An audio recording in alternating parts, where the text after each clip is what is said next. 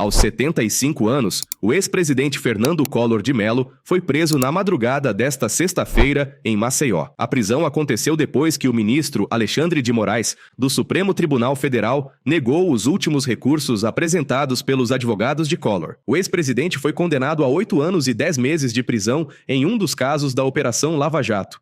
Ele foi considerado culpado por receber propina e lavar dinheiro em contratos da BR Distribuidora. Uma informação que acaba de chegar, o ministro Alexandre de Moraes, do Supremo Tribunal Federal, aqui dentro de embargos infringentes do Supremo Tribunal Federal, manda prender Fernando Collor de Mello. Ele fala que execução penal, a prisão e início do cumprimento da pena de reclusão em regime fechado em relação ao réu Fernando Collor de Mello, a expedição de um guia de recolhimento devendo ser o réu submetido a exames médicos. Então, neste momento, o ministro Alexandre de Moraes, do Supremo Tribunal Federal, diz aqui, diante do exposto, não admito embargos infringentes, considerando o caráter meramente protelatório do recurso, certifique-se o trânsito em julgado, independentemente da publicação dessa decisão. E determino, por consequente, um fundamento tal que o ex-presidente da República, Fernando Collor de Mello, seja preso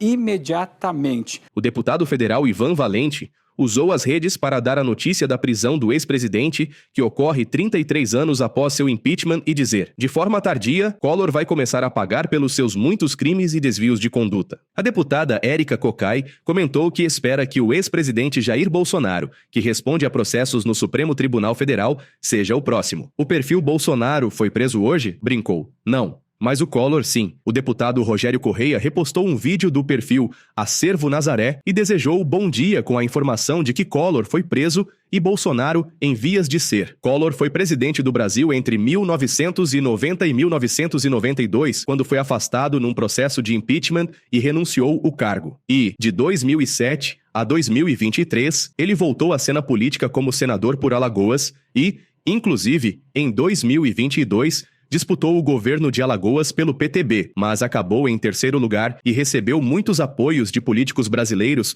como do governador de São Paulo, Tarcísio de Freitas, que elogiou Collor na época.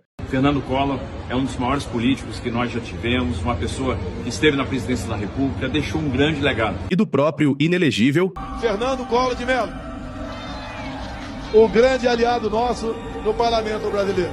Fernando Collor.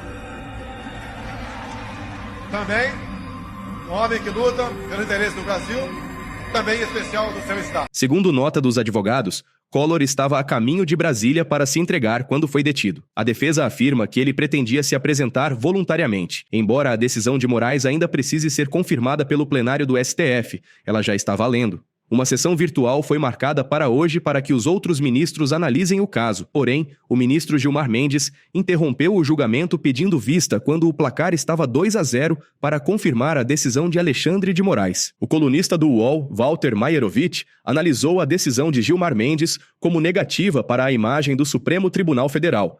Porém, explicou que a decisão não altera a ordem de prisão do ex-presidente. A decisão do Alexandre de Moraes não foi modificada. Ele continua preso. Agora, vejam, são determinadas coisas que minam a credibilidade do Supremo Tribunal Federal. Fabiola, Josias, Tales, vocês sabem bem, e não são da área técnica jurídica, sabem bem que até um reprovado no exame da Ordem dos Advogados do Brasil, quer dizer, ele é reprovado e não vai poder advogar, sabe que existe para um recurso ser admissível uma análise.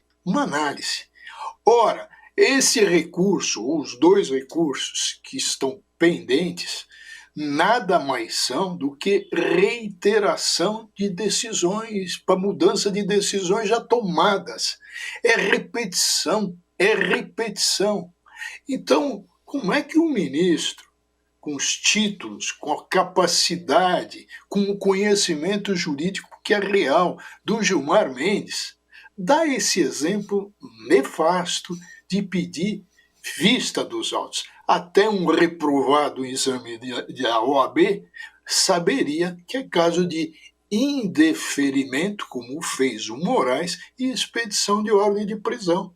Agora, o que ele está abrindo a possibilidade de se pedir aí a mudança da decisão do Moraes, de se questionar isso, se buscar até via habeas corpus, alguma coisa, quer dizer, abre um campo para quê? Para se esticar ainda mais. Já a colunista Thaís Bilenque alerta para um possível pretexto para a defesa de Bolsonaro entrar com recurso no STF para se beneficiar de decisões como essa de Gilmar Mendes. Pois é, esse caso ele é delicado porque a Lava Jato, os ministros, o próprio Gilmar Mendes, inclusive, já mudou de posição em relação à Lava Jato ao longo da trajetória dessa operação.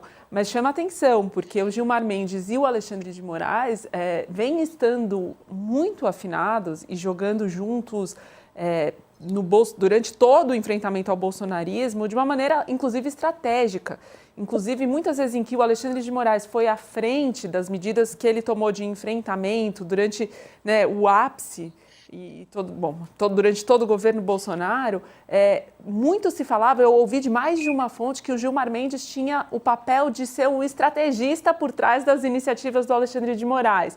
Quer dizer, o Alexandre de Moraes, obviamente, tomando as decisões por iniciativa própria, sempre muito afinado com o Gilmar, que não necessariamente aparecia naquelas decisões. Então, agora, essa divergência, pelo menos inicial, né? Vamos ver como é que ele vai decidir o voto dele, mas esse pedido de vista já é um sinal de, opa, peraí, vamos avaliar melhor isso aqui. Isso aqui é curioso notar, ainda mais pensando, né, no papel de estabelecer algum indicativo sobre o julgamento do próprio Bolsonaro no Supremo, com a entrada de recursos eventualmente depois da condenação.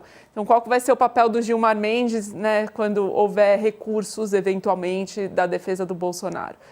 Fica aí um alerta e um sinal de observação dessa iniciativa do Gilmar. Mas aí entra a questão, né, da Operação Lava Jato, que a Operação Lava Jato realmente... O Alexandre de Moraes mudou de posição em relação a ela, o Gilmar Mendes mudou de posição em relação a ela, o Edson Fachin, vários dos ministros foram reacomodando suas opiniões ao longo do tempo. A condenação de Collor marca mais um novo capítulo na história do ex-presidente, que já enfrentou vários processos ao longo dos anos, sendo o mais famoso o impeachment de 1992. Naquela época, milhares de brasileiros foram às ruas protestar contra seu governo, com destaque para o movimento dos Caras Pintadas, jovens que pintavam o rosto com as cores da bandeira brasileira pedindo sua saída.